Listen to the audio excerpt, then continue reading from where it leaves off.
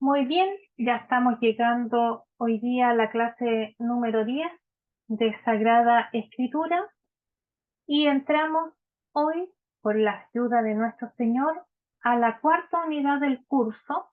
Ya vamos llegando a la mitad, nos están quedando 3 más. Y hoy día lo que vamos a ver es lo que se ha puesto como título canonicidad, es decir, vamos a ver el canon, la formación del canon bíblico. Justamente vamos a empezar para poder nosotros entender y comprender la formación, cómo se llegó al canon bíblico, y como siempre tenemos que empezar por el principio. Y ese principio implica que antes de que nosotros desarrollemos en sí todo el proceso del tiempo, de la evolución, de los criterios que se tomaron en cuenta para poder realizar o discriminar qué libros iban a estar contenidos en la Sagrada Escritura, es que nosotros tenemos que conocer algunos términos que son esenciales y fundamentales para así ir entendiendo nosotros este proceso y esta composición de literatura sagrada. Canon. ¿Qué es el canon? Bueno, canon es una palabra de origen hebreo que significa caña o vara de medir. Y justamente esta palabra hace referencia a toda aquella medida o regla, ¿cierto?, que se usa dentro de una estructura o de un esquema, cuya finalidad es poder determinar con argumentos las razones para que pueda encajar un elemento sobre otro. También vamos a utilizar, digamos, el término canon cuando nos referimos al derecho canónico que tiene nuestra Iglesia. La segunda concepto o palabra, digamos, que tenemos que entender es canónico. Y canónico es el término que se usa en todo lo que es el estudio bíblico, ya el estudio bíblico de lo canónico, ya de lo sagrado. Y justamente cuando hablamos de lo canónico, nos estamos haciendo referencia al Antiguo Testamento o a la Biblia hebrea, entendiendo que la Biblia hebrea no contiene Nuevo Testamento porque ellos no creen en el Señor Jesucristo como Mesías, ¿ya? Entonces, lo canónico también hace referencia al Nuevo Testamento como al Antiguo Testamento.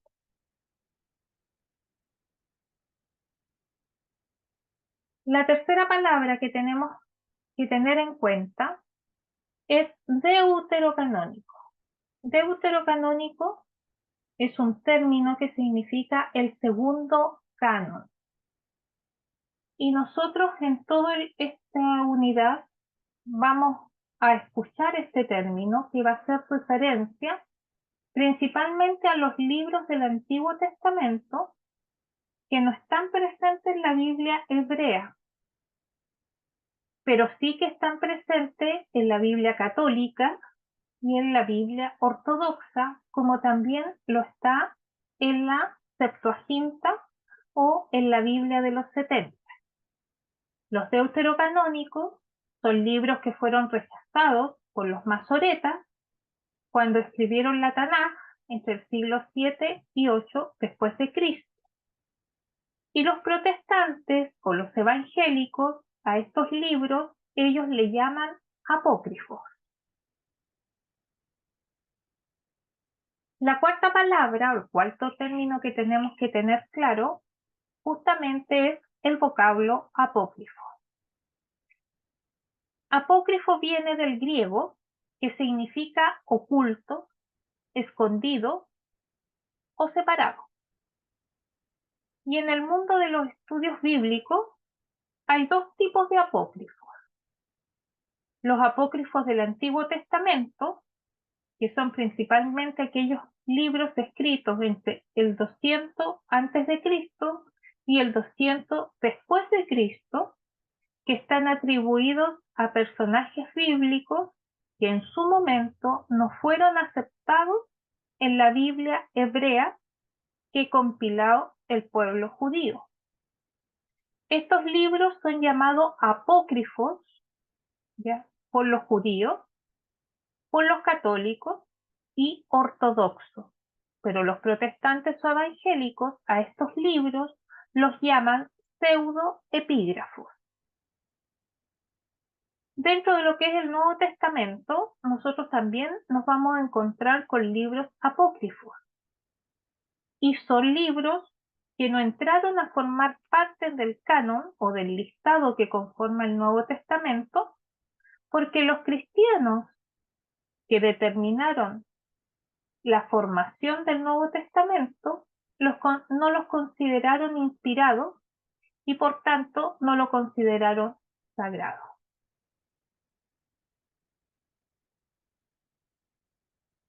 El quinto vocablo que tenemos que tener claro es justamente los pseudoepígrafos.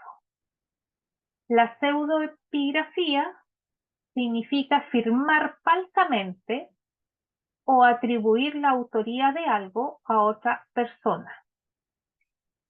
También podríamos llamarlos libros pseudónimos. Los pseudoepígrafos que encontramos en la Sagrada Escritura también son libros atribuidos a personajes destacados de la historia de Israel o de los primeros cristianos que no tienen mucha autoridad o credibilidad dentro del contenido del libro. Aunque la gran mayoría de estos libros pseudoepígrafos no tienen, digamos, un autor en específico, porque la gran mayoría son anónimos, tanto en la literatura canónica de la Biblia como en los libros apócrifos, nos vamos a encontrar con obras anónimas que están atribuidas a personajes de la Biblia. La pseudoepigrafía fue un recurso común que no solamente afectó los escritos bíblicos, sino a una buena parte de la literatura universal antigua. Uno de los libros pseudoepígrafos es el Evangelio, ¿ya?, o el protoevangelio de Santiago, que en este libro se encuentra toda la tradición que tiene la Iglesia Católica Romana referente a la vida de nuestra Virgen, es decir, en este pseudoepígrafo aparecen los nombres de los padres de la Virgen María, toda su infancia y toda su juventud. Igualmente, en este libro nos vamos a encontrar con relatos de la infancia del Señor Jesucristo, porque recordemos que justamente la palabra de Dios y el Nuevo Testamento guardan silencio en muchos periodos del desarrollo de la vida, tanto de la Virgen María como del Señor Jesucristo. Y obviamente también vamos a tener algunos evangelios apócrifos. Deuterocanónicos, aquí voy a repasar un poquito los vocablos que hemos visto. Para la Iglesia Católica son libros en los cuales en algún momento se tuvo cierta duda de que fueran incluidos dentro del canon sagrado, pero que la Iglesia reafirma como inspirado, y eso hizo que entraran a pertenecer al canon que conocemos hoy día, tanto del Antiguo Testamento como del Nuevo Testamento. Para todos aquellos que no son católicos, cuando me refiero principalmente a los protestantes, estos libros que se tiene duda de su inspiración, ellos lo llaman apócrifos. Apócrifos, en cambio, para la Iglesia Católica, son libros que no están incluidos en el canon bíblico porque su inspiración es incierta. Y esta definición de no incluir en el canon estos libros porque la inspiración no es incierta, entonces los protestantes les llaman pseudoepígrafos o pseudoepígrafes y generalmente van escritos con nombre falso los autores de aquellos libros. Teniendo más o menos un poco de conocimiento o ya estas primeras palabras vamos a saber a lo que se refiere, entramos entonces en lo que es el proceso de canonicidad, es decir, todo el proceso que se necesitó y que se realizó para poder determinar de toda la tradición qué libros se iban a dejar como inspirados tanto en el Antiguo como en el Nuevo Testamento. Recordemos que el Antiguo Testamento nace de la tradición judía, de la Mishnah. Todo era oral. Y después de muchos siglos se empezaron a escribir estos escritos que eran transmitidos y enseñados oralmente, principalmente por los sacerdotes, y cuyos principales formadores en la familia eran tanto el padre como la madre, siendo el padre de familia el que debía formar a los hijos varones hasta los 18 años en lo que se refería a la historia sagrada. En cuanto al Nuevo Testamento, obviamente el criterio para poder determinar qué libros iban a entrar y cuáles iban a quedar afuera no es igual al criterio que se usó en el Antiguo Testamento, ¿ya? Entonces, este proceso de canonización de ambos testamentos o de ambos pactos son relativamente modernos en relación a la redacción de los libros. Y en ambos casos, la canonización fue consecuencia de la necesidad de fijar una sagrada literatura que cada vez se hacía más amplia, pero que se determinó que fuese más concentrado, o sea, que fuese un poco más reducida, pero que dentro de lo que se hizo con el canon fue poner todo el contenido vital, no solamente en cuanto al conocimiento de Dios, al conocimiento del hombre, sino que principalmente al conocimiento de la salvación, de la redención que ofrecía y que ofreció nuestro Dios a contar de el Génesis 3, cuando nuestros primeros padres pecaron y se rebelaron a la voluntad divina.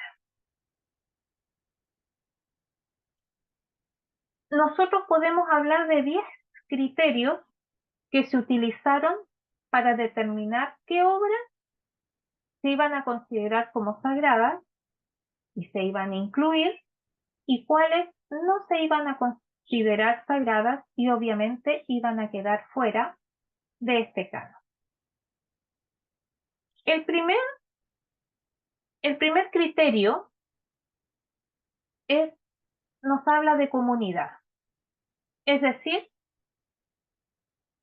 que el primer criterio para fijar un libro como sagrado e inspirado por Dios fueron todos aquellos textos que creaban la sensación de grupo, que mantenían la unidad del grupo y que obviamente insistían en que la nación de Israel era el pueblo escogido por Dios. El segundo criterio tiene que ver con la identidad, Es decir, que todos aquellos textos sagrados que hablaran y hiciesen mención dieran la importancia a la tradición, a la historia y a la cultura de Israel, entonces ellos lo consideraban como un posible libro que iba a formar todo el canon sagrado del Antiguo Testamento. Recordemos que el primer canon que se hizo fue del Antiguo Testamento, porque este Antiguo Testamento se hizo antes de la llegada de nuestro Señor Jesucristo, ya en su encarnación, y el Nuevo Testamento viene justamente muy posterior, en el segundo siglo después de Cristo se hace el Nuevo Testamento. Por lo tanto, estos 10 criterios que estoy haciendo mención tienen que ver con la formación del canon del Antiguo Testamento. Entonces, tenemos comunidad y tenemos identidad. El tercer criterio es la antigüedad. En el Antiguo Testamento, todos los escritos que remitían, por ejemplo, la autoría a Moisés, ya a la monarquía y a los profetas, obviamente fueron considerados sagrados. En cambio, en el Nuevo Testamento, los libros dirigidos a las primeras comunidades donde se hiciesen mención a los dichos y hechos del Señor Jesucristo, fue un criterio a considerar para la formación del canon del Nuevo Testamento. El cuarto criterio es la autoridad. Es decir, que en aquellas obras en que ambos testamentos atribuían a personajes destacados y personajes que fuesen referentes para el pueblo. Me explico. Moisés, obviamente, de que él no solamente fue un personaje destacado de la historia de Israel y de la formación de la nación de Israel después de la esclavitud en la cual estuvieron ellos por más de 400 años, sino de que también Moisés fue un referente para el pueblo de Israel, donde no solamente fue un líder religioso, sino que también él actuó como profeta, fue el primer profeta de la nación de Israel. La apología. Fíjense que durante toda la historia de la iglesia, que se conoce no solamente en el Nuevo Testamento, sino ya con un bosquejo y una visión de lo que tenía que ser la iglesia y que se da en el Antiguo Testamento, es que tanto en el Antiguo como en el Nuevo Testamento se ha tenido que defender la fe y las enseñanzas que tanto la nación de Israel como la iglesia de Jesucristo ha recibido de parte de Dios. Por lo tanto, esa defensa tenía que estar basada no solamente en hechos teológicos, sino que también en razonamientos filosóficos, en la moral, filosofía moral, ¿ya? Y que tenía que hacer frente a otras creencias, a tradiciones o interpretaciones erradas. Y pese a que nosotros hoy día tenemos ya una iglesia formada con todos sus estamentos, su magisterio establecido, aún así nosotros tenemos que seguir siendo apología para poder defender la fe de nuestro Señor ante tantas diversidades de ideologías que se levantan hoy día bajo el nombre de iglesia o se levantan bajo el nombre de corrientes como el gnosticismo, el budismo, etcétera, y que dicen ser la verdad y son las que iluminan, digamos, a la humanidad. También tenemos que considerar la liturgia, es decir, que todos los textos usados en la liturgia y las celebraciones como los salmos, los himnos y los cánticos fueron entonces también un criterio a considerarlo que estuviesen dentro de los libros sagrados. Otro criterio fue la recepción, es decir, todo el patrimonio del judaísmo y de los primeros cristianos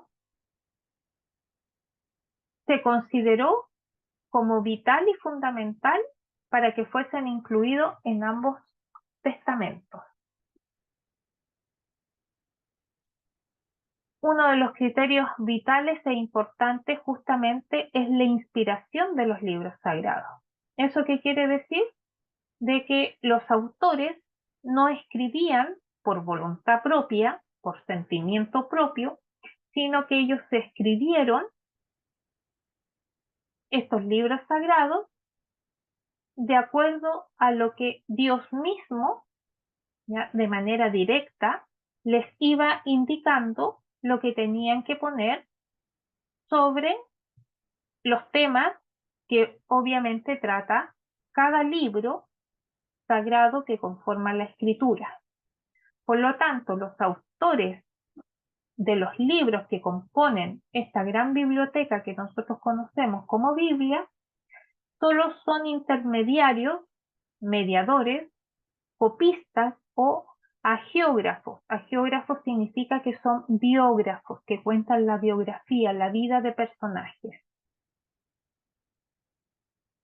También se consideró como criterio la utilidad, es decir, que la enseñanza que estaba contenida en esos libros tenía que tener un carácter pedagógico, instructivo y enriquecedor, para así todos aquellos que fuesen leyendo esos libros fuesen creciendo en la fe que profesan en este Dios único y verdadero.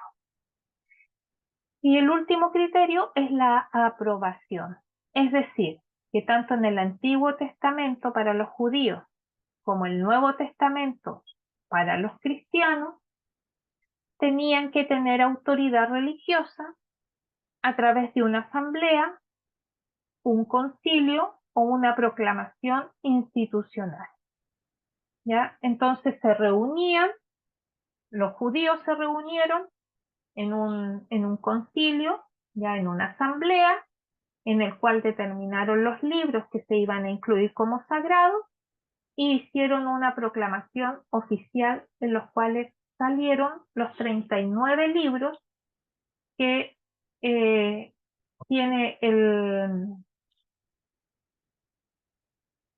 Antiguo Testamento, más los 7 libros considerados como deuterocanónicos, es decir, que son de un segundo orden de inspiración. Y en el caso del Nuevo Testamento, bueno, obviamente también a través de un concilio se van a proclamar los libros que van a formar el canon sagrado del Nuevo Testamento.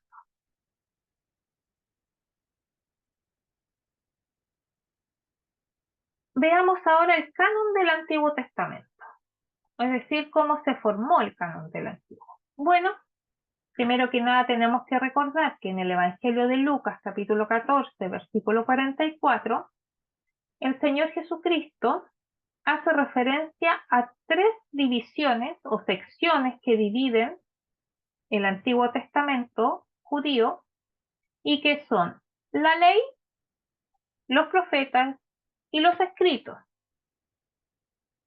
Recordando que la ley, que también los judíos la llaman Torá, está conformado por los 5 primeros libros que son Génesis, Éxodo, Levítico, Número y Deuteronomio. Los profetas, tenemos profetas mayores y menores, o profetas anteriores y posteriores, ¿ya? Y los escritos, ahí entran todos los libros poéticos, que son Salmos, Proverbios, Job, entran los libros conocidos también como los rollos dentro del judaísmo, que entran Cantares, Lamentaciones, Esther, Eclesiastés, etcétera, más los libros históricos como Esdras de Nehemías, Crónica, Reyes, ¿ya?, Daniel. Las diferencias entre la Biblia hebrea, es decir, el canon judío, y el Antiguo Testamento, que es conocido como el canon cristiano, son muy pocas y principalmente se deben a los libros deuterocanónicos, Judith y Tobías, como también el capítulo 13 del libro de Daniel, donde se nos habla de Susana, como también no aparece el dragón en Daniel 14. Tenemos el libro de sabiduría y eclesiástico, el libro de Baruch y la carta de Jeremías, y así como algunas ampliaciones griegas de los libros de Daniel y de Esther, y obviamente la literatura histórica de dos libros que son primero y segundo de Macabeos. Yo les había mencionado en una de las clases que Flavio Josefo es un historiador judío de renombre, de confiabilidad, donde no solamente él habla acerca del desarrollo de la historia de la iglesia, sino que también él narra algunos hechos de la vida de nuestro Señor Jesucristo cuando él estuvo aquí en la tierra en su ministerio. Y fíjense que Flavio Josefo habla también de los 22 libros sagrados que cuenta la nación de Judía en aquellos tiempos, porque Flavio Josefo fue contemporáneo al tiempo de nuestro Señor Jesucristo. Y él hace mención de esto en su libro Contrapión 1.8. ¿Por qué el canon judío tiene 22 libros? Ya lo mencioné en una clase y lo vuelvo a mencionar. Porque Primera y Segunda de Reyes es un solo libro. Primera y Segunda de Crónicas es un solo libro.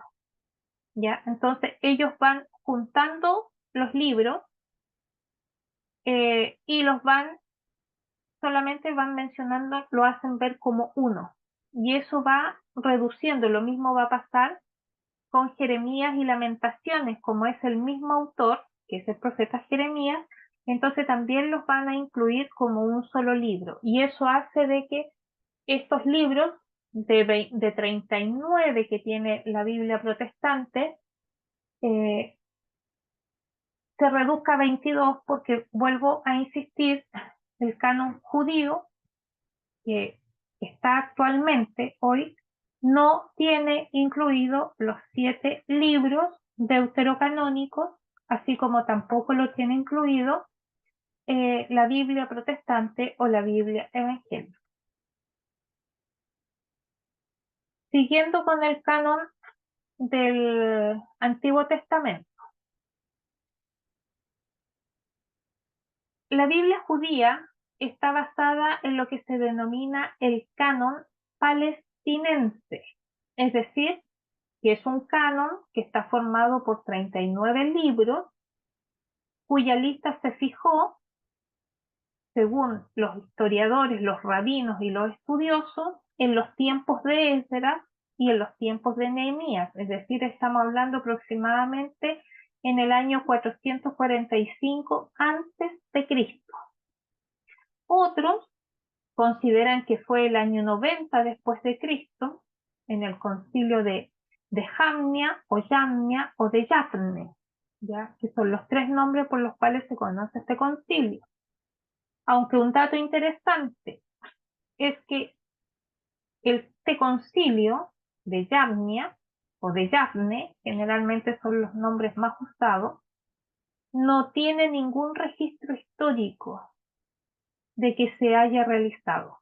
Flavio Josefo no menciona la existencia de este concilio en el año 90, después de la destrucción de Jerusalén, ni tampoco lo hacen mención Eusebio de Cesarea, que es el primer historiador de la iglesia cristiano convertido a la fe de Jesucristo. ¿Ya? Existe otro canon que también tiene diferencias en cuanto al contenido de los libros sagrados y que se llama el canon alejandrino. Este canon alejandrino fue usado por los judíos que vivían en la diáspora, es decir, que vivían fuera de Palestina. Esto fue en el periodo de los griegos, ya del imperio griego, y este Antiguo Testamento del canon alejandrino se conoce como la traducción griega de los 70 o la Septuaginta. Este canon tiene los 7 libros considerados deuterocanónicos, o sea, aparte de esos 39 que tiene el canon palestinense, se le suman 7 libros más y forman un total de 46 libros sagrados en el Antiguo Testamento. Y justamente fue este canon alejandrino el canon que usaron las primeras comunidades cristianas, es decir, en los tiempos del Señor Jesucristo, cuando se leían en la sinagoga el texto sagrado, lo que se leía era justamente este canon alejandrino.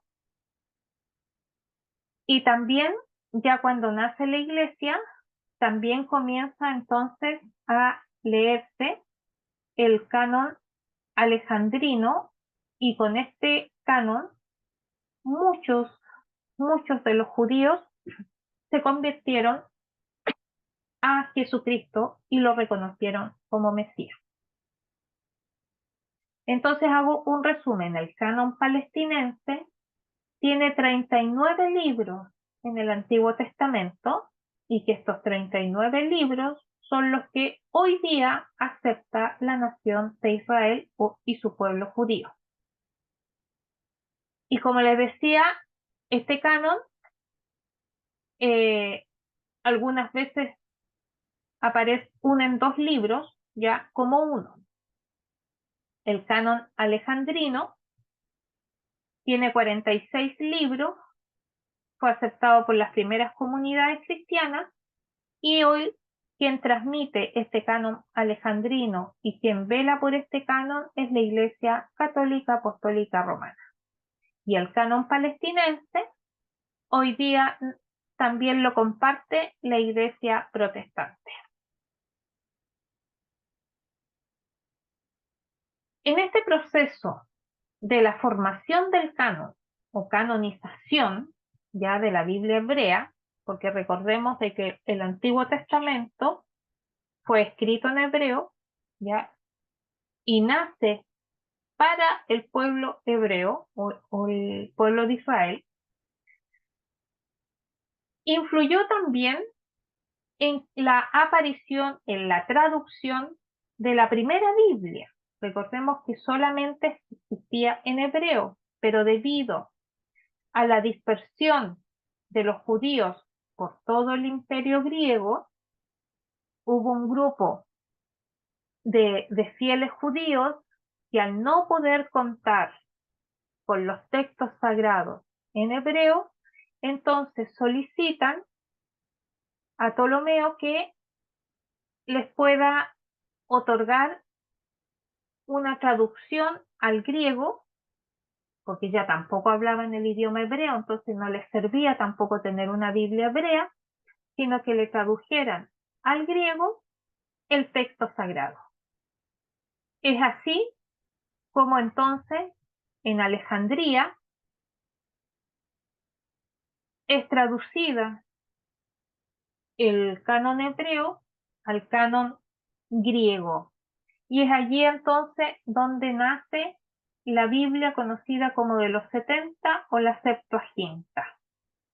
Y justamente este es un canon mucho más amplio que el palestinense, donde utiliza libros también originales escritos en griego y literatura considerada apócrifa tanto por los judíos como también por los protestantes.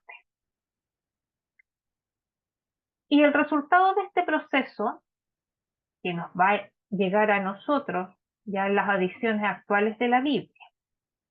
Entonces, este proceso de canonización, vuelvo a repetir, del Antiguo Testamento, para los judíos o los hebreos, solamente para ellos la Biblia está conformada por 39 libros.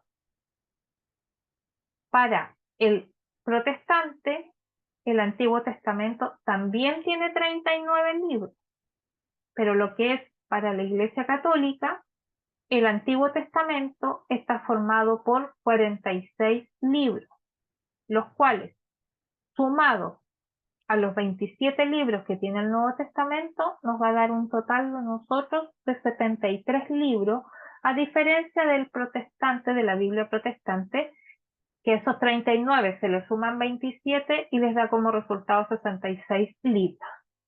¿Ya?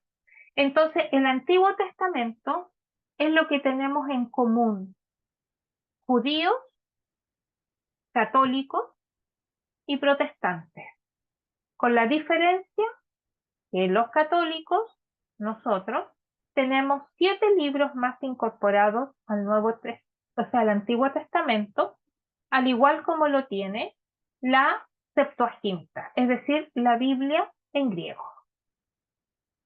Aquí les vuelvo a poner el resumen de las diferencias de Antiguo Testamento y con el total de libros que tiene la Biblia, tanto judío, protestante como católico. ¿Ya?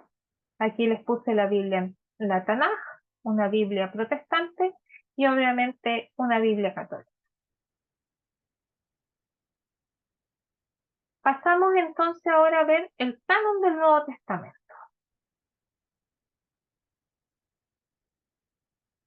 Las distintas iglesias cristianas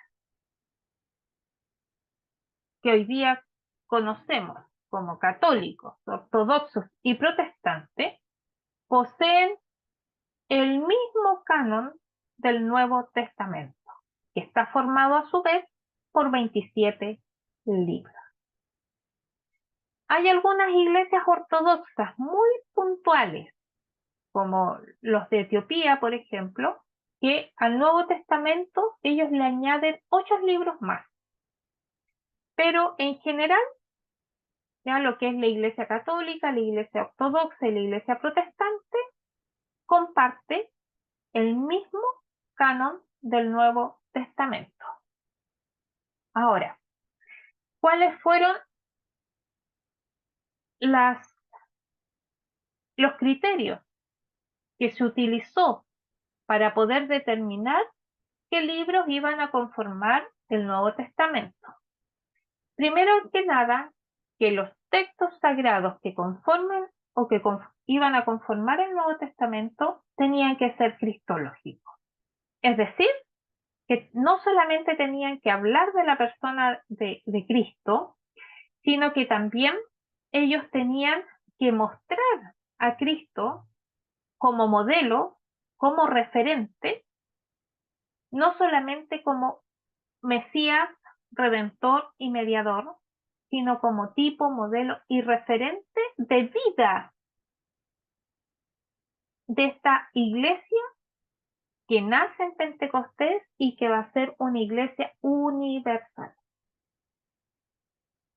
Otro criterio es justamente el criterio trinitario, es decir, que tiene que tener dentro de estos libros la doctrina del Espíritu Santo y justamente con ello el desarrollo de la teología de la Trinidad o la Santísima Trinidad.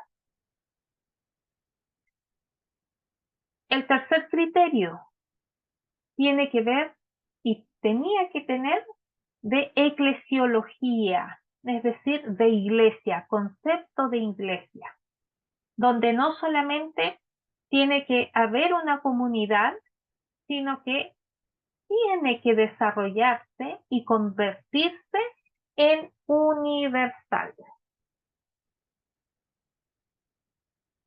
El cuarto criterio es tenía que tener patrística, es decir, los libros que usaron los primeros padres y la presencia de la tradición de las primeras comunidades cristianas también tenían que estar presentes dentro de los escritos de aquellos libros que iban a formar el Nuevo Testamento.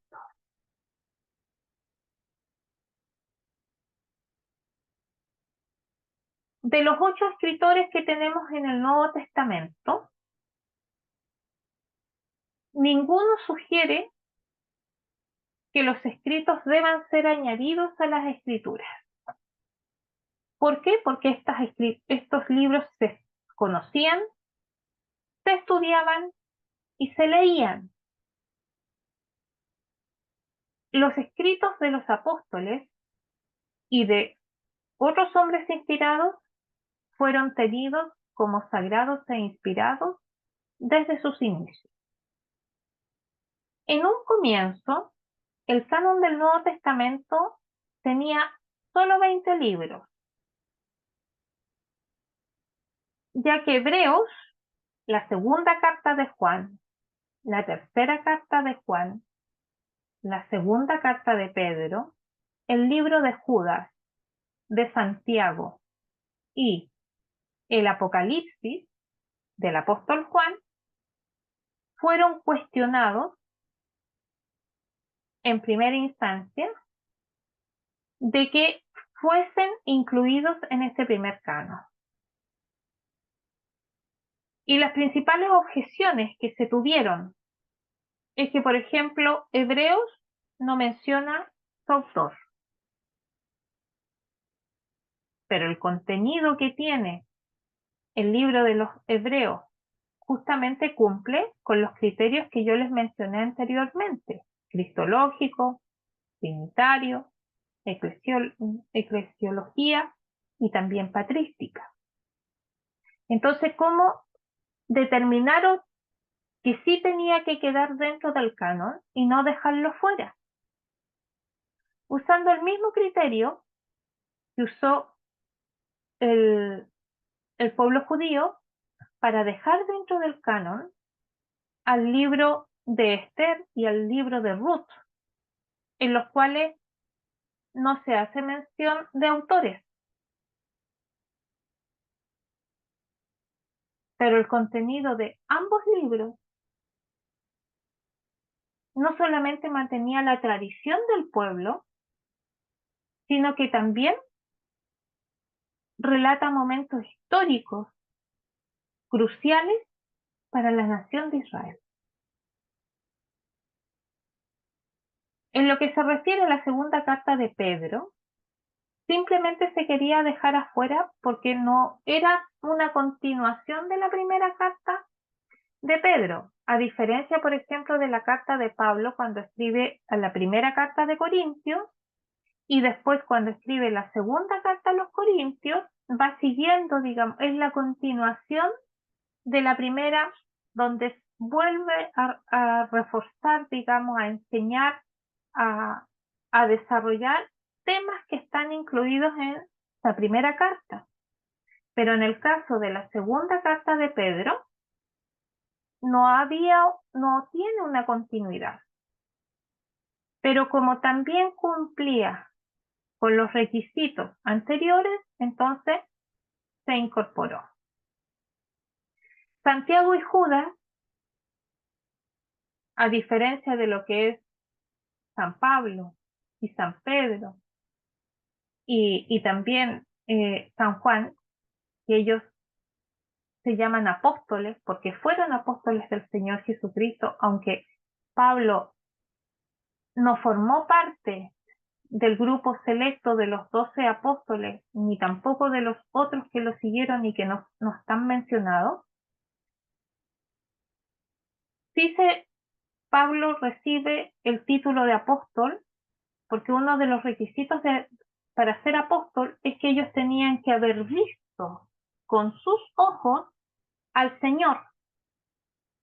Y como Pablo, cuando él iba persiguiendo a los cristianos en Damasco, en el camino, se le aparece el mismo Señor Jesucristo con toda su gloria y su esplendor, donde él no solamente cae de su caballo, sino que él queda ciego por 3 días, en donde Dios manda a Ananías a que ore sobre él y le devuelve la vista.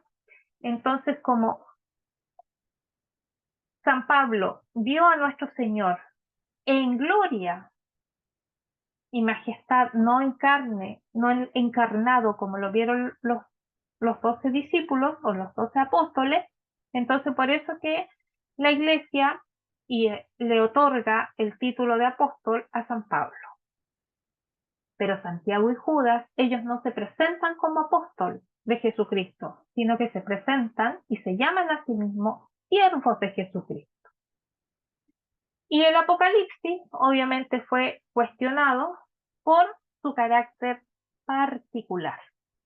Pero una vez analizando estos libros y viendo que cumplían con los criterios anteriormente mencionados, entonces deciden incorporarlos ya al canon que va a formar el Nuevo Testamento. Y obviamente al incluirlos dentro del canon, se reciben como genuinos y como auténticos.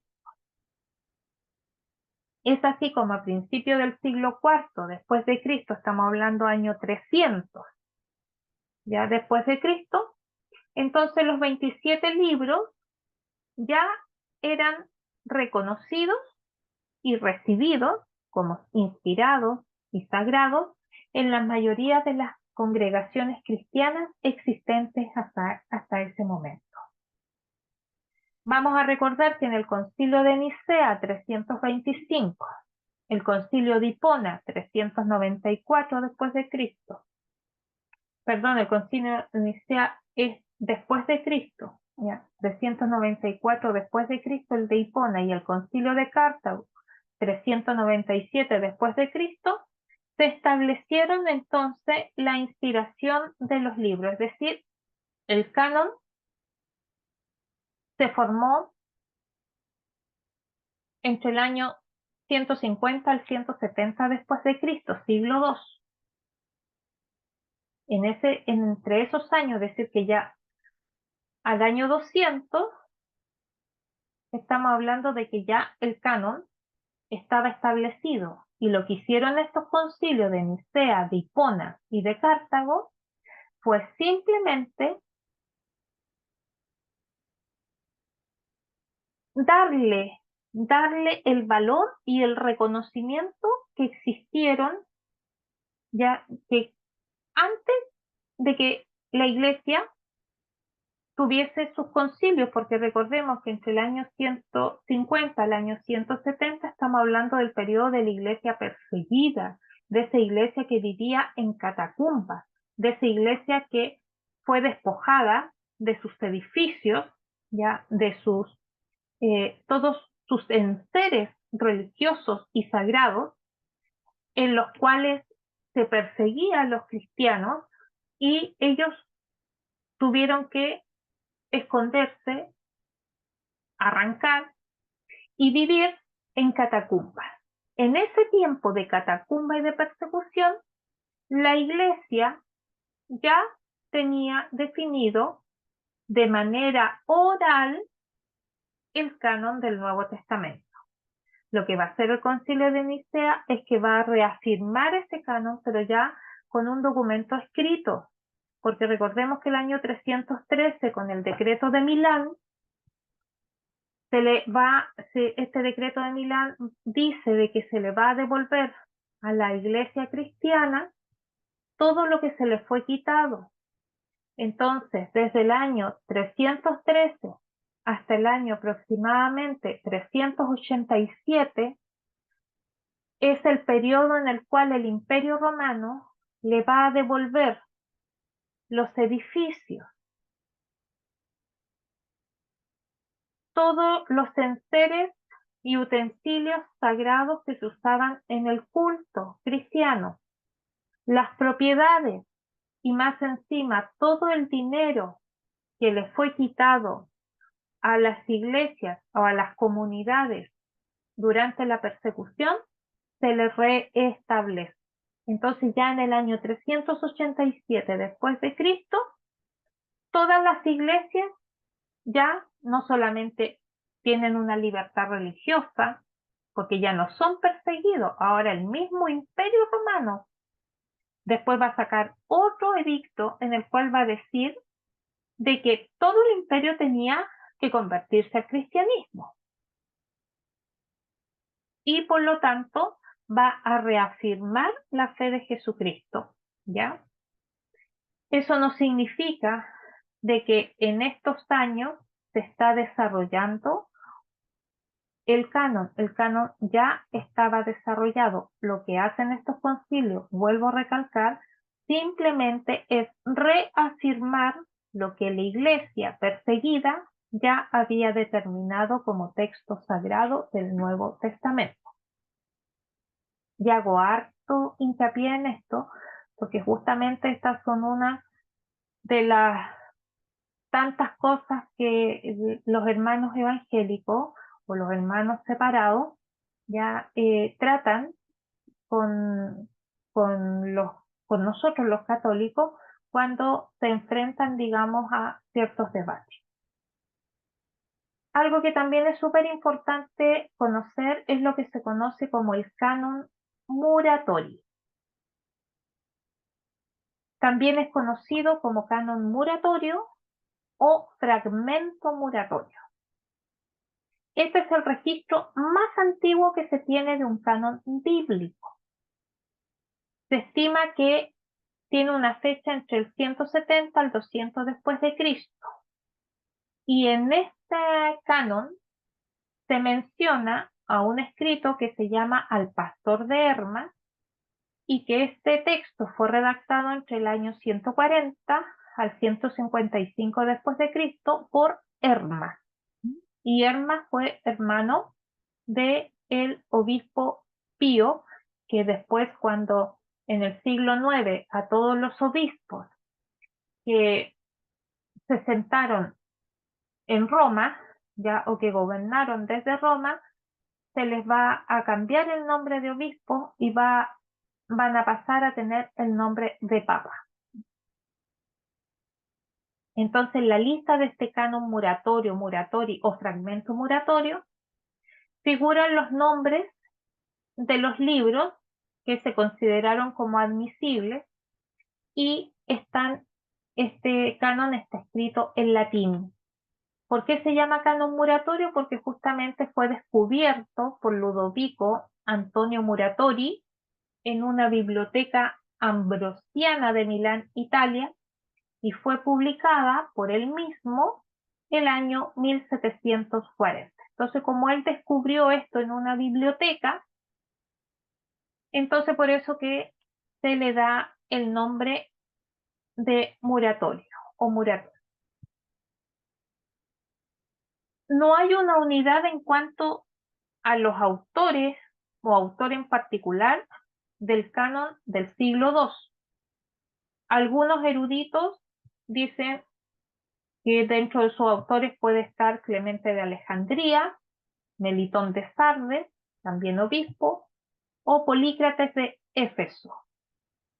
Pero la gran mayoría de los eruditos, de los estudiosos, apuntan a San Hipólito, quien también escribió numerosas obras en griego y vivió en Roma durante la época en que se redactó este canon original del Nuevo Testamento. Ahí hay una fotografía de lo que es el fragmento, por eso se llama fragmento porque no está, digamos, completo a todo, sino de que por los años que tiene, el tiempo y el estado de conservación, está en estas condiciones en Italia. Este canon del Muratori, solo nombra o menciona al Nuevo Testamento. Y hace también mención a un tercer evangelio de Lucas, nombra un cuarto evangelio de Juan, confirma que Lucas escribió el libro de los Hechos de los Apóstoles o Actas y enumera entre los libros recibidos como inspirados a las cartas de Pablo, que son Corintios, Efesios, Filipenses, Colosenses, Gálatas, Tesalonicenses y Romanos, que son cartas a iglesia, más cartas personales que escribió San Pablo y que fueron dirigidas a Filemón, a Tito y a Timoteo. Igualmente cita a Judas y a la segunda carta de Juan, ya que la primera carta de Juan es mencionada junto con el Evangelio de Juan. Y este canon Muratori concluye con el Apocalipsis del apóstol Juan. Cabe señalar entonces que el canon Muratori menciona también a un Apocalipsis de Pedro. Además, no hace mención de la carta de los Hebreos ni la carta a Santiago, como tampoco hace mención a las dos cartas de Pedro. Y obviamente si no hace mención es justamente porque no está completo el documento. Pasamos entonces a ver ahora las versiones de la Biblia. Una vez que ya conocemos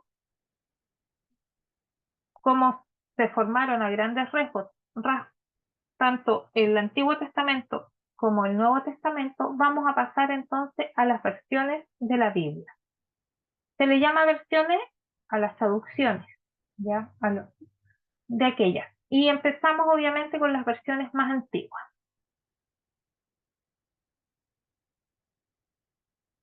Aquí, dentro de las más antiguas, obviamente tenemos que empezar con la versión al griego, ¿ya? Como también versiones al arameo. Hay algunos textos, no todos, porque recordemos de que una traducción completa, una versión completa del Antiguo Testamento, solamente está en griego. En arameo no existe el Antiguo Testamento completo al arameo. Existe el libro. Por ejemplo, libro de Isaías, por poner un ejemplo, libro de Lamentación, ya está en arameo. Tenemos algunos versículos, frases o capítulos que también están traducidas al siriaco, al copto, al etiópico, al armenio y al latín. Estas versiones no solamente cambian el idioma, es decir, que acercan la escritura sagrada a una lengua vernácula, a una lengua específica, ¿ya? Sino que también ponen en evidencia diferencias textuales, como también discrepancias literarias, que nos van a ayudar a descubrir la historia de la redacción del texto bíblico. Todas estas variantes entre textos y otros nos van a servir para poder nosotros conocer o descubrir las palabras originarias y las fuentes de la Biblia. Las versiones más antiguas son las hebreas, arameas, griegas, latinas y siriacas. ¿Ya? Aquí yo le puse un pequeño esquema de algunas traducciones y aquí están consideradas en este lado las Biblias católicas y aquí las Biblias protestantes, ¿no? Que no las voy a leer para no, pero ustedes después las pueden revisar. Dentro de las versiones hebreas, aunque nosotros sabemos que el hebreo es la lengua de la Biblia, o sea, el original del Antiguo Testamento, tristemente no se han conservado en la plenitud versiones antiguas. Pero nos encontramos, por ejemplo, con una versión que se llama el Pentateuco samaritano. Pentateuco, solamente los 5 primeros libros de la Biblia, ¿ya? Y este Pentateuco samaritano nace, tenemos que recordar, retrocediendo un poquito a lo que es el contexto histórico del Antiguo Testamento, cuando se divide el reino de Israel en reinos del norte y reinos del sur, como Jerusalén, que es la ciudad principal donde estaba el templo de Salomón, queda en el reino del sur, y los israelitas que quedaron en el reino del norte, que estaban conformados por 10 tribus, no podían ellos ir a adorar entonces al Señor al templo. Recordemos que tuvieron varias capitales, pero la capital, digamos, que se mantuvo por hartos años en el reino del norte fue Samaria. Entonces, como se separa el reino de Israel y también se produce este rechazo de los judíos, que eran los que estaban en el reino del sur, hacia el reino del norte, principalmente con samaritanos, porque recordemos que ellos fueron primeros en aceptar la idolatría.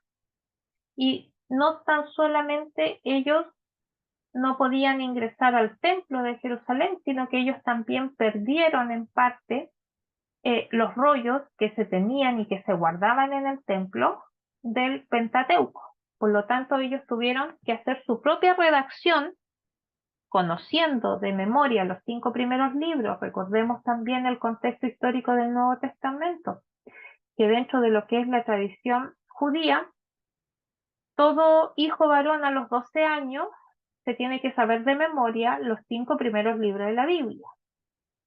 Entonces, sabiendo de que esa era una tradición, una costumbre cultural que venía desde muy antiguo, desde el inicio de la nación de Israel, entonces ellos hacen una versión a esta lengua, digamos, de ellos, y sacan entonces esta primera versión del hebreo, pero que exclusivamente es del Pentateuco. Luego vamos a tener los manuscritos del Mar Muerto,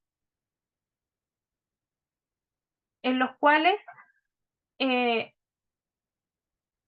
fueron descubiertos obviamente a mediados del siglo XX, en Qumran, principalmente en 1947, donde se encontraron estos textos antiguos y que contienen una versión hebrea, donde está casi la totalidad de la Biblia hebrea, es decir, del Antiguo Testamento, junto con otra literatura que se considera literatura de la tradición judía, la cual comenta también e interpreta la Biblia, es decir, es literatura parabíblica, ¿ya?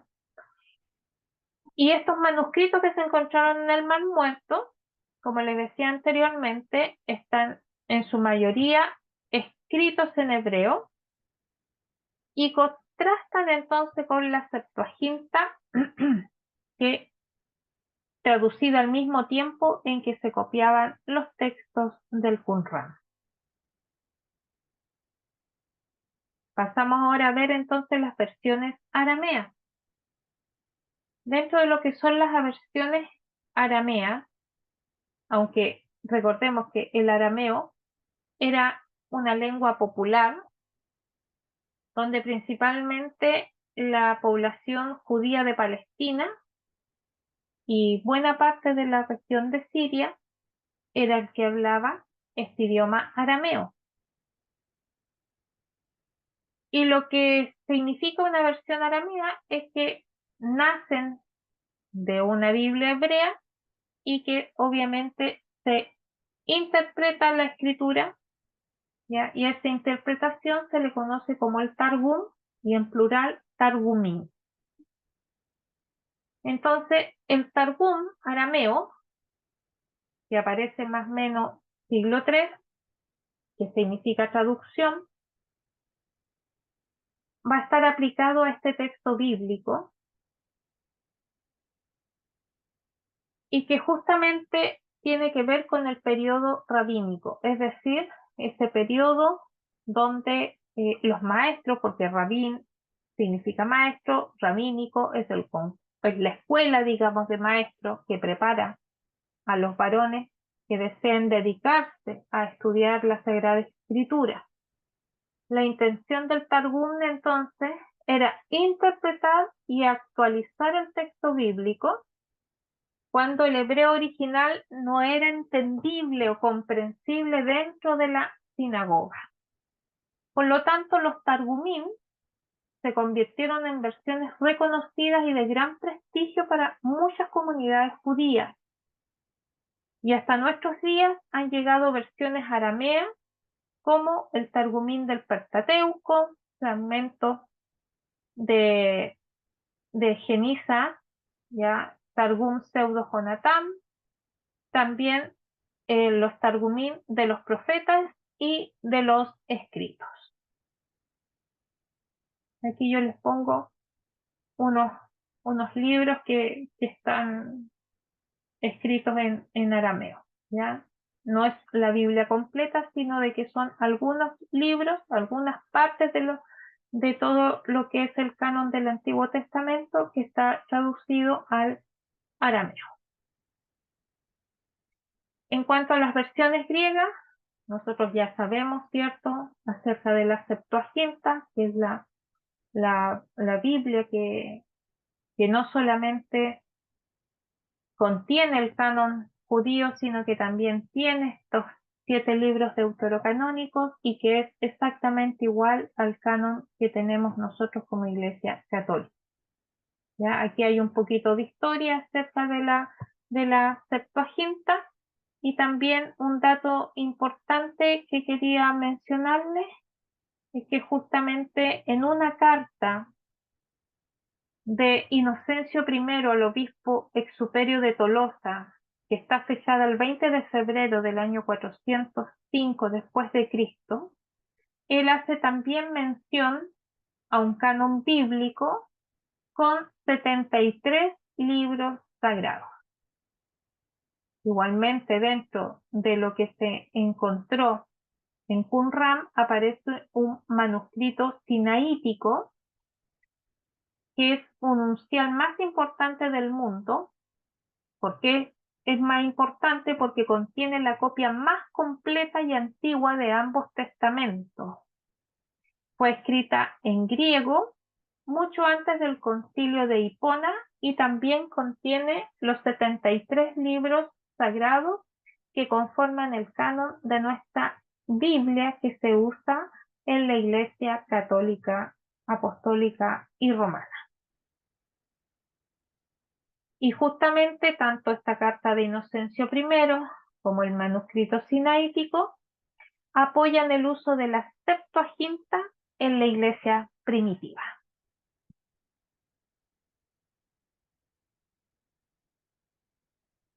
Tenemos ahora entonces las versiones siríacas, recordando que el siríaco es una evolución del arameo oriental, que también fue usado este idioma para traducir el Antiguo Testamento por los cristianos de las comunidades principalmente del Mediterráneo, ya más cercanos al Mediterráneo. Tenemos la versión denominada Diatesarón y que fue redactada como el año 170 después de Cristo. Esta presenta los 4 evangelios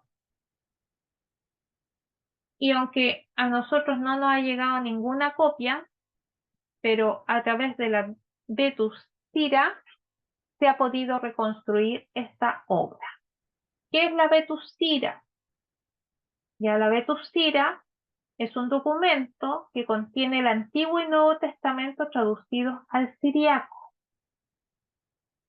Y es a partir de esta versión que se realizaron traducciones posteriores al árabe, al etíope y al armenio. Otra versión siríaca es conocida como la Peshitta, que esta es la unión de dos traducciones, una del Antiguo Testamento y otra del Nuevo Testamento al siriaco. La fuente para traducir el Antiguo Testamento fue el texto hebreo, lo cual convierte a la Peshitta en una obra de contraste con la Septuaginta a la hora de determinar el idioma original de las escrituras. El texto de la Peshitta fue considerado el oficial de la Biblia en el siglo V, o sea, en los años 400, en el momento en que se fundieron en una única obra como la versión siríaca que contiene Antiguo y Nuevo Testamento. Versiones latinas. Nosotros la más conocida de las versiones latinas es la Vulgata, pero antes de la Vulgata estaba la Vetus Latina, que es la Biblia latina o el latín más antigua, ¿ya? Y posterior a esta, obviamente, fue la Biblia Vulgata, y que se trata entonces, la Vetus Latina, de la primera traducción de la Biblia al idioma latín. Recordemos que el Imperio Romano tenía como lengua oficial el latín, aunque tenía una lengua popular para el comercio y para muchos de los pueblos que fueron dominados, y que fue el griego koiné. Entonces, la Vetus Latina se tradujo desde la versión griega de la Septuaginta y de los textos griegos del Nuevo Testamento. Aquí participaron varios traductores, ya de manera individual y sin un orden estructurado. Algunos padres de la Iglesia lo utilizaron de manera puntual, pero habían otras comunidades ya que solamente usaban frases de esta traducción. Y la Vetus Latina principalmente era una traducción académica, ¿ya? Tenía un latín erudito y clásico. Por lo tanto, tampoco era una versión que fuese común, digamos, a los fieles. Principalmente era para los monasterios en esos tiempos, para eh, los, las escuelas, porque recordemos de que también habían escuelas de formación donde tenían entonces esta erudición y estas también enseñanzas académicas en cuanto a la formación. Vamos a pasar, seguimos entonces con las versiones latinas, donde pasamos a la Vulgata, muy conocida para nosotros. Sabemos que la Vulgata, ¿cierto?, es la versión de la Biblia atribuida a San Jerónimo, que fue en el siglo IV después de Cristo, o sea, entre el 500 al 599. Es la traducción al latín de la Biblia hebrea con los deuterocanónicos que aparecen en la Biblia griega, más todos los libros del Nuevo Testamento escritos en griego. ¿Por qué se denominó Vulgata? Porque vulgo, el vocablo vulgo, es popular. Así como la anterior Biblia al latín era solamente para los eruditos, para los estudiosos, los académicos, los que estaban formándose, la Biblia Vulgata, justamente el propósito era de que pudiese ser leída por cualquier persona. Y fue el Papa Dámaso I quien le encarga a San Jerónimo, bueno, en ese tiempo era obispo, ¿ya? Recordemos que después del siglo IX, recién estos obispos que se sentaron en el sillón de Roma pasan a ser papas. Entonces, en el tiempo de San Jerónimo era obispo Dámaso I, pero para nosotros a finales del siglo IX y al siglo X pasa entonces a llamarse Papa Dámaso I. Y es el que le encarga esa traducción de una Biblia popular, y termina San Jerónimo la traducción a finales del siglo IV, o sea, el año 382. Y de esta versión latina de la Vulgata es que salieron y salen hasta el día de hoy una infinidad de traducciones a través de los siglos y se convirtió en el texto oficial de la Iglesia hasta el Concilio Vaticano II. ¿Ya? Ahí tenemos Sanctum Iesu Christi Evangelium Secundum Johannem, ¿ya? Según Juan. Es el Santo Evangelio de Jesucristo. Y ahí entonces están los primeros versículos que dice: in principio era verbum, et verbum eran apud Deus, et Deus erat verbum, eran in principio apud Deus. Ya en el principio era el verbo era Dios y el verbo en el principio era con Dios y el verbo era Dios. ¿Ya? Van a aparecer versiones coptas. El copto se desarrolló a partir del siglo II después de Cristo, gracias a traducciones que los primeros cristianos hicieron de la Biblia. Ya el copto principalmente era lo que se hablaba en Egipto, ¿no? En el Egipto antiguo.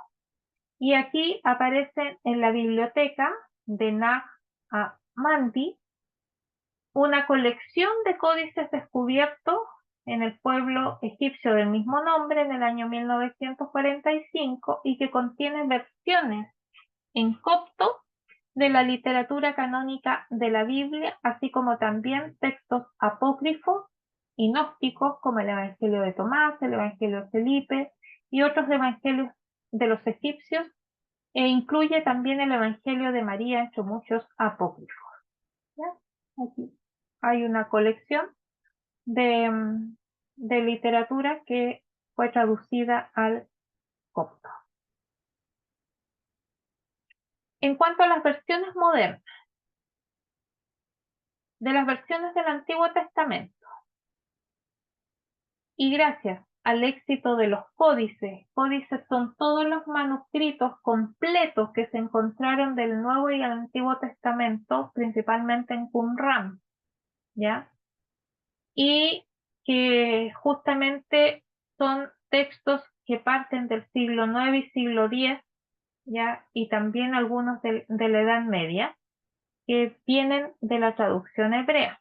Nos vamos a encontrar con la Biblia de Soncino, que es la primera Biblia hebrea completa editada en Italia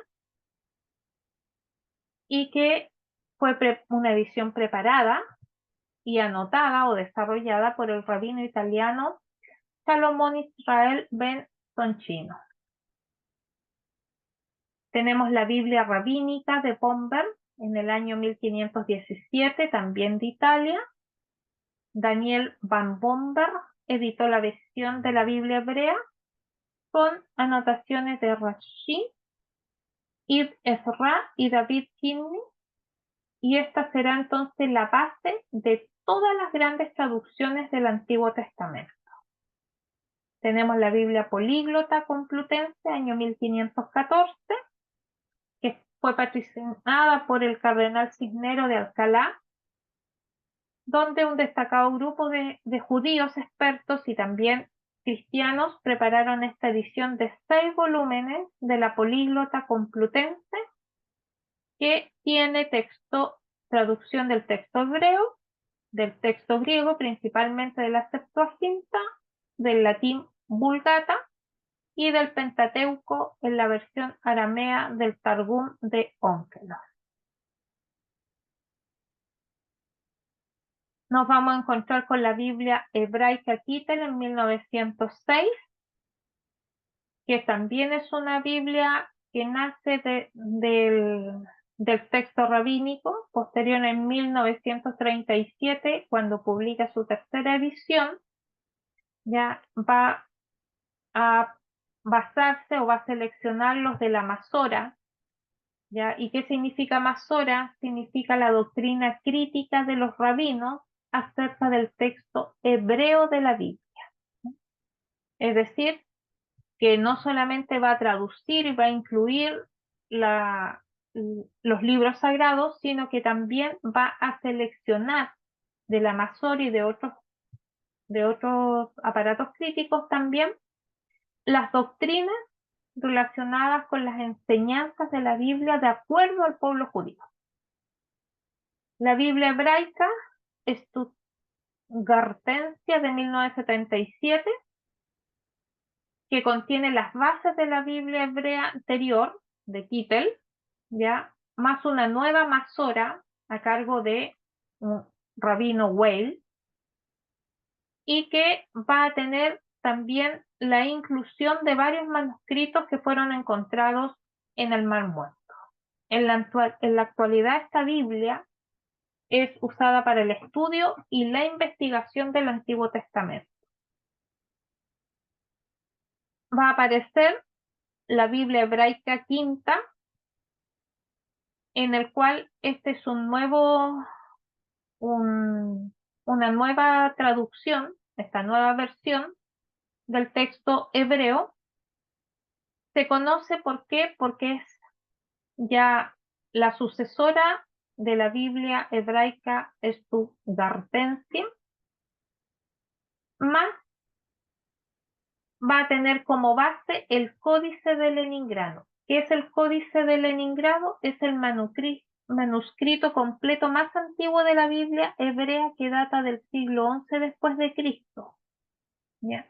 Entonces, se va a basar, esta última Biblia en hebreo, se va a basar de la anterior más el Códice de Leningrado para entonces traducir o formar una nueva versión en el idioma hebreo. Siguiendo con las versiones del Antiguo Testamento, vamos a tener entonces algunas que van a ser traducidas de los papiros que se encontraron y de los códices que también han ido apareciendo en las distintas descubrimientos arqueológicos, y principalmente van a estar basadas en casi 1000 manuscritos, ¿ya?, de distintos idiomas, incluyendo el Textus Receptus y las ediciones críticas modernas del Nuevo Testamento. ¿Cuáles serían ellas? La Vulgata Latina del año 1456, que es una edición que hacen de la Vulgata de San Jerónimo y que fue la primera obra que se imprimió por Gutenberg, recordemos, en ese año. Aparece nuevamente la Biblia Políglota Complutense, ya los otros volúmenes, y que presenta el texto del Nuevo Testamento a partir de la versión griega con el texto de la Vulgata. Tenemos el Nuevo Testamento de Erasmo, en 1516, Erasmo de Rotterdam, ya publicó entonces el texto griego del Nuevo Testamento y la versión de la Vulgata. Su intención era adelantarse a la Biblia Políglota Complutense, pero tristemente no lo pudo lograr. Dentro de las versiones del Nuevo Testamento que se basan en el Textus Receptus, conocido con el nombre de texto recibido, que es el texto griego del Nuevo Testamento que fue editado por Erasmo de Rotterdam y publicado en 1519, que reúne gran parte de los manuscritos del Nuevo Testamento, nos vamos a encontrar con el Nuevo Testamento de Sienne, que aparece en el año 1551. Tenemos también el Novum Testamentum griego en 1869, que fue elaborado por von Tischendorf y que basa su versión en el texto códice del Sinaítico, como también The New Testament in the Original Greek, que también fue preparado por dos eruditos en Cambridge y que publicaron el texto griego con algunas variantes menores dentro de su escrito. Igualmente tenemos Novum Testamentum Graece en latín en 1937, vamos a tener el Novi Testamenti, Biblia Greca en latina 1943, Novum Testamentum griego en 1963, The Greek New Testament 1966, ya que esta versión son las bases de las traducciones actuales del Nuevo Testamento y fuentes de estudio del Nuevo Testamento, que son estas dos, Testamento en griego más este Nuevo Testamento en griego. Tenemos el Nuevo Testamento trilingüe, que contiene texto griego, latino y castellano de todo el Nuevo Testamento. Pasamos entonces a las ediciones actuales. Sabiendo que la Biblia es el libro más traducido y que ha tenido más ediciones, nosotros en la actualidad tenemos que preguntarnos cuál es una buena Biblia, porque tenemos una gran cantidad de versiones o de traducciones, no como antiguamente se tenía una sola, hoy día tenemos más. Entonces yo aquí le he puesto ya 10 premisas que hay que considerar cuando nosotros vayamos a comprar una Biblia.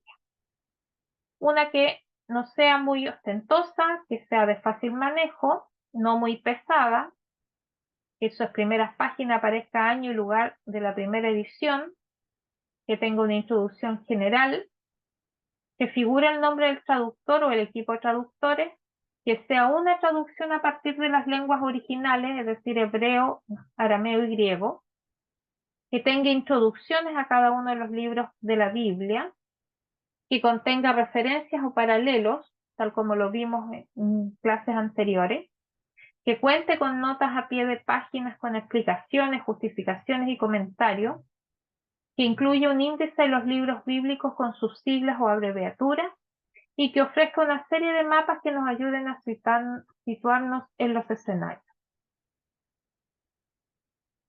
Dentro de las ediciones que nosotros tenemos al castellano y que justamente son traducidas de las lenguas originales, nos vamos a encontrar con la Biblia Nácar Colunga del año 1944, me equivoqué, no es 43, es el año 44, que fue publicada por la Biblioteca Autores Cristianos.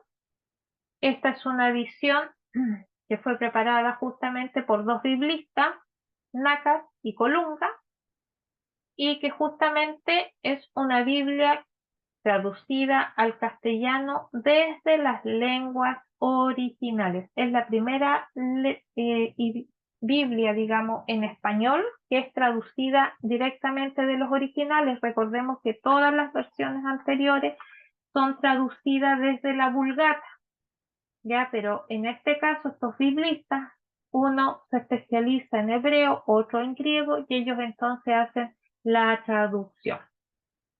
Y justamente se convierte en la edición de mayor difusión en el mundo hispano.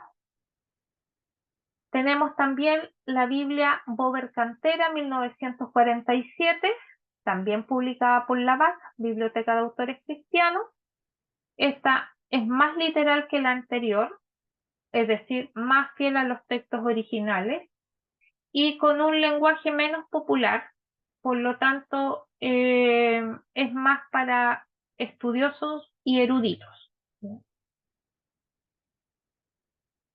Tenemos la Sagrada Biblia Herder de 1964, por la editorial del mismo nombre, y que justamente cuenta con anotaciones de tipo pastoral.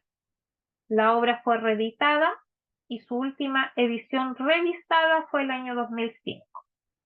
Tenemos también la Biblia de la editorial San Pablo, que es pastoral y catequética. Fue traducida por Martín Nieto, está dirigida al público en general, pero en forma particular a los catequistas, donde obviamente el texto bíblico, ya digamos no viene netamente del original porque hay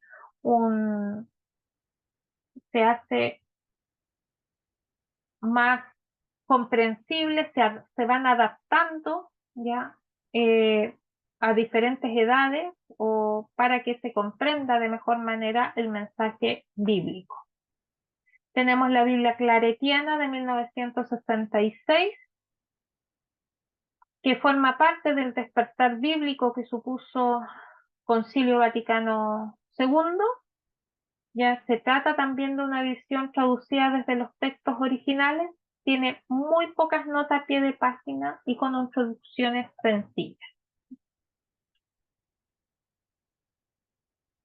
Tenemos la Biblia Jerusalén, que muchos la conocen, aparece por primera vez en el año 1967, también es una Biblia postconciliar, ¿ya? Y que obviamente es usada para estudios, ¿ya? Fue una adaptación, no, aunque viene de los originales, pero es una adaptación ya de varios biblistas que participaron en esta publicación. Luego tenemos la Biblia Cantera Iglesia, 1975 en la primera edición hasta el año 2000, también es de la BAC, y es el resultado también de la traducción al castellano de las lenguas originales. Es una edición menos popular que la Nácar Colunga y la Bober Cantera, y que intentó buscar una máxima fidelidad a las lenguas originales, y por lo mismo es considerada una edición para el estudio de la Biblia, para los estudiosos. Tenemos la Nueva Biblia Española 1975, que está editada por la editorial Cristiandad. Tuvo un equipo de traductores. Es una traducción muy cuidada desde el punto de vista literario, narrativo y poético, ¿ya? Y cuenta con el prestigio de dos grandes biblistas, ¿ya? Pero el problema es que carece de notas. Tenemos también la Biblia Traducción Interconfesional de 1978, que es una edición que se hizo por biblistas católicos y protestantes desde los textos originales, incluyendo los libros griegos del Antiguo Testamento, y el resultado fue la Biblia Traducción Interconfesional editada por las Sociedades Bíblicas Unidas, es decir, por una editorial protestante. Está la Biblia La Casa de la Biblia, con colaboración de PPC, Verbo Divino, Sígueme y Atenas. Salió a la luz en 1992. Tiene sus raíces en una versión previa del año 66 y lo interesante es que se incorporaron los avances de la investigación bíblica y la aplicación a nuevas aportaciones de la lingüística en relación a la traducción de los textos originales. Tenemos la Biblia del Peregrino, que aparece en 1993, ya con editoriales EGA, Mensajero y Verbo Divino, son las que sacaron a la luz esta Biblia. Contó con traducciones de Alonso Schockel, que adapta la versión del Antiguo Testamento de la Biblia, de la Nueva Biblia Española, y que el resultado fue una edición, dice, con garantía de quien fue un magnífico poeta y a la vez uno de los grandes biblistas del siglo XX. Posteriormente fue adaptada, dicen, dos ediciones, una española y otra latinoamericana, y que se conoce con el nombre de la Biblia de nuestro pueblo. La Biblia cultural es una obra que está llena de introducciones, explicaciones, mapas, imágenes que ayudan a situar el texto en sus escenarios. Y también tiene un tipo de diccionario que permite al lector hacerse con un conocimiento básico, ¿no? Es más que nada una Biblia enciclopédica. Tenemos la Biblia didáctica de 1998. Esta Biblia sale por la editorial PPC y S&M y pasa a ser un instrumento muy importante en el mundo de la educación. Ya es la que usan los pedagogos y expertos en pastoral educativa. Y en el año 2012 se adaptó a la versión latinoamericana y aparece entonces la Biblia didáctica de América. También en el año 1998 sale la Biblia laica.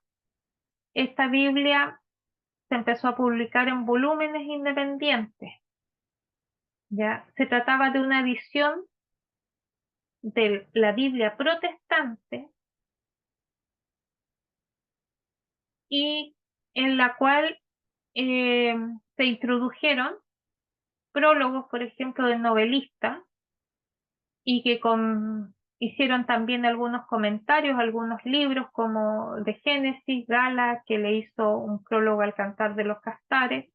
Ya el novelista también aparece dando un prólogo conocido, José Manuel de la Prada, es el que comenta el libro de Génesis. Ya este fue como un experimento que fue un fracaso editorial.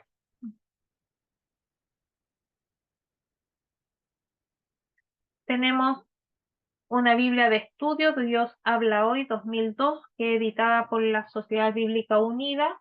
Es una traducción ecuménica e interconfesional, fruto de acuerdos suscritos por el Vaticano y Sociedades Bíblicas Unidas. Aquí trabajaron biblistas católicos y protestantes. Tenemos la Biblia de Navarra 2004, que justamente fue publicada por la Universidad de Navarra. Su traducción fue realizada por un equipo de biblistas de la Facultad de Teología de la Universidad de Navarra, y esta versión pretende mantener la fidelidad a los textos originales a través de expresiones hebreas y griegas con una redacción bastante fluida. Tenemos la Biblia interconfesional en 2008 de la editorial Verbo Divino, que publicó el resultado de 25 años de trabajo de un equipo de traductores por biblistas de diferentes confesiones cristianas, por eso se llama interconfesional.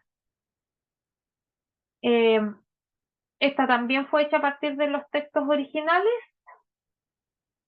y cuenta esta edición con introducciones generales y especiales a cada uno de los libros y notas que acompañan el texto.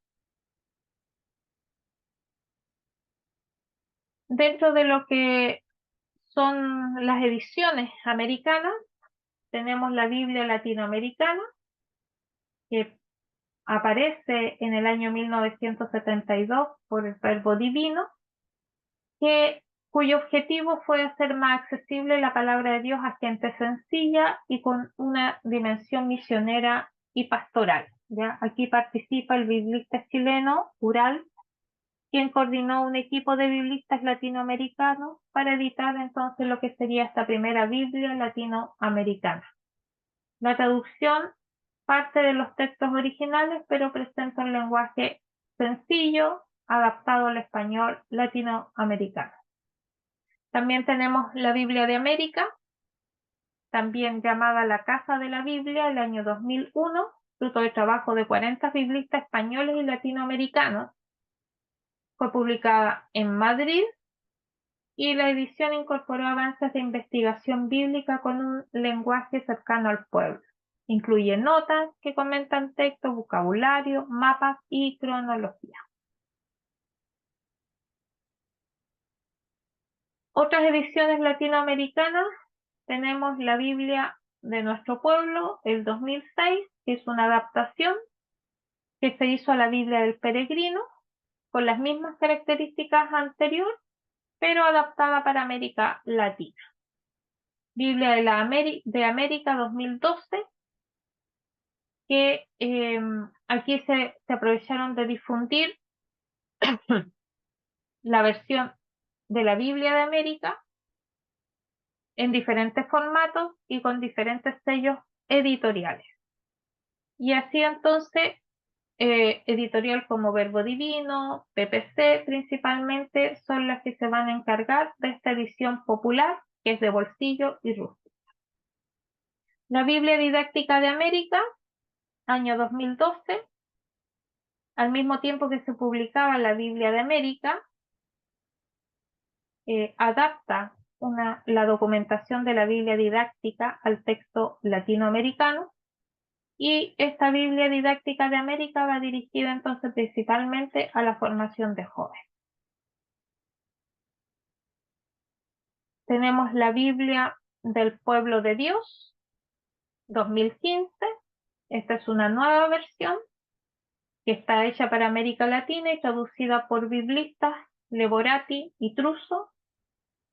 Cuenta con notas ampliadas, actualizadas, muchas referencias paralelas, cronología bíblica y una introducción a la lectio divina. Tenemos la Biblia Católica de la Familia, el Verbo Divino, que coincidiendo con el Sínodo de la Familia, y hay en colaboración con Center for Ministry Development y la Federación Bíblica Católica, publican entonces esta Biblia. Su edición tiene como objetivo facilitar la lectura y comprensión del texto bíblico, ayudando al conjunto de los miembros de la familia a crecer juntos en la fe. Esta edición fue preparada por biblistas hispanos. Siguiendo con las ediciones latinoamericanas, tenemos la Biblia de la Iglesia en América, 2018. Primero se editó el Nuevo Testamento, 3 años después entonces aparece completa y editada por PPC. Se trata entonces de una nueva traducción que fue realizada por especialistas latinoamericanos, ya donde hace referencia a paralelos, glosario geográfico, histórico y sociocultural. Y con esto entonces hemos dado por conclusión con todo este tema a grandes rasgos de lo que es la canosidad de la escritura, con todo su proceso de canonización, cómo se fue formando el Antiguo Testamento, el Nuevo Testamento, las traducciones y versiones de la Biblia que conocemos hasta hoy.